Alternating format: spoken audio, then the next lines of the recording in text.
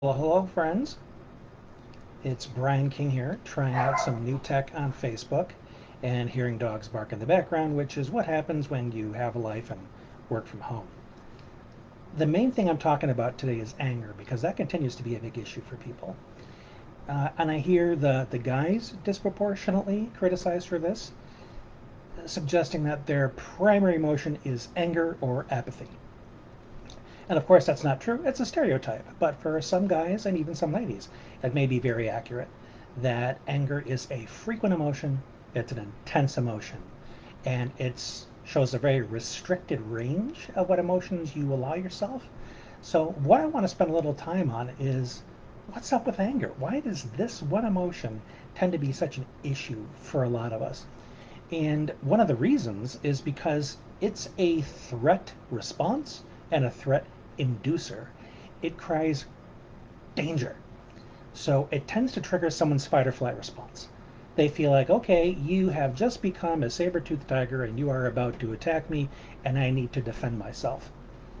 And you can actually feel that way, like you are a saber-toothed tiger, like you've just been attacked, so you need to protect yourself. So you bring out all of the threat you can towards whatever you hold responsible for threatening you in order to get it to back down. This is very primal stuff that is kind of automatic and still hardwired in our system. And it's also something that doesn't really jive with the current demands that we have in our life. I can't remember the last time a saber-toothed tiger chased me down, but I can remember when I've had disagreements with my wife or somebody else, and I responded very, very intensely, and in retrospect asked myself, did it really warrant that? Was it really that big a threat to me physically, or was it just a threat to my ego? That's a different layer. But I do want to go through some specifics to give you a little bit of perspective on just what's happening, why you likely react that way, especially in this culture, and some things that you can do to begin creating a more healthy relationship with your anger. Sound cool? So let's start with how we're raised to deal with our anger. And I'm going to use my upbringing as a prime example because, of course, it's what I can relate to. And also because I've checked this out with other people and they have had a very similar experience. First and foremost, you're taught not to feel it. You're taught anger is wrong. So when it shows up, especially when you're a kid, you'll hear a parent or a teacher or some other authority figure say, "Don't you raise your voice to me," or "Don't you be angry at me." So you're told, okay, this is something I'm not supposed to do. And when the heck am I supposed to be angry? Who knows? Rarely are you told, okay, now's the time to be angry about this, or it's okay to raise your voice. I've never been given that permission. The second thing we're taught is that it's usually someone else's fault. So we hear things like, don't you make me angry. You know how angry it makes me when you do that. You know it upsets me when you talk this way. Or, how do you expect me to respond? If you were me, you'd be angry too. Or, how can I not be angry when you said this or you hurt my feelings or such and such happened? So we're taught that it's someone else's fault or it's something else's fault. I'm angry because this happened. I'm angry at this situation. So we're taught anger is something that happens outside of ourselves. It's nothing we have responsibility for. It's simply something we're triggered. That's another popular word these days. We are taught that our feelings are invalid, that anger is invalid. And I see a lot of parents that are fixers do this. They see their child being angry, or even adults do this to each other. They'll say, well, I can see you're angry, but this is how you should feel. You should feel grateful. You should feel compassion. You should feel whatever else the replacement is. Anything but anger. Now, the words I'm using here are very, very meaningful and important. When I guide my clients, I'll say something like, okay, I can see you're angry.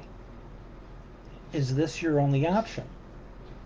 How do you want to feel? Well, I want to be able to handle this calmly. Great. And I won't offer calm as an instead of, as in anger is wrong, calm is right.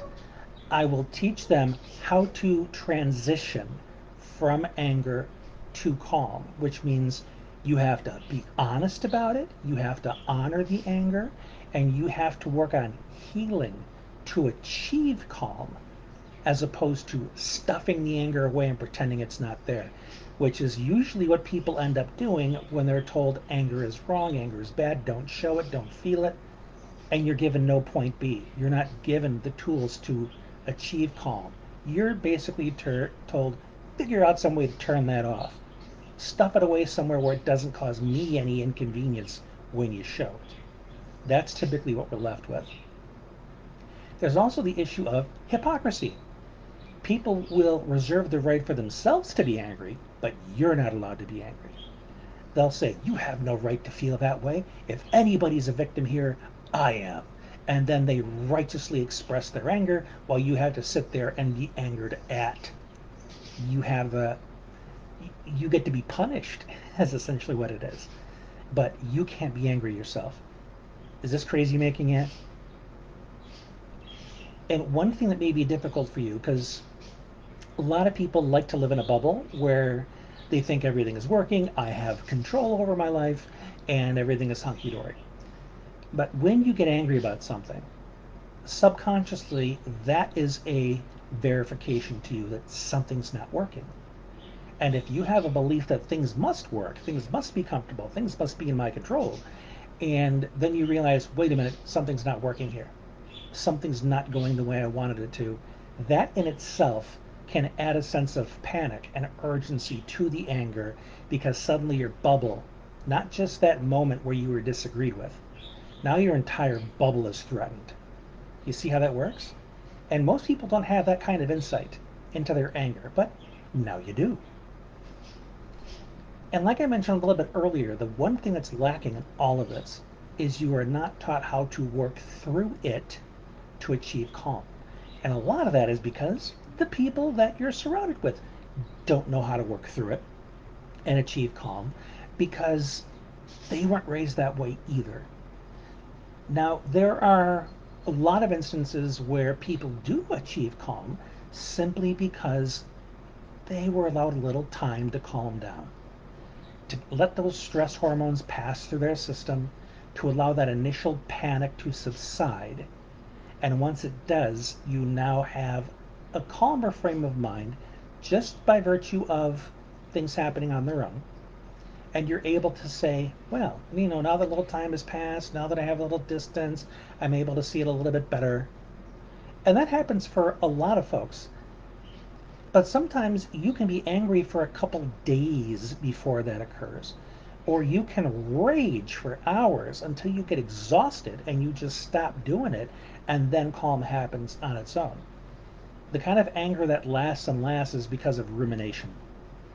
You keep talking over and over again in your head about how wrong the situation was, how wrong the other person was, how unfair it was, and you keep that narrative going that keeps the danger present in your mind. And as long as that danger is present, you need to remain reactive and hostile to keep it at bay. So learning to transition from anger to calm more quickly, I didn't say instantly, it's not flipping a switch, it's a process.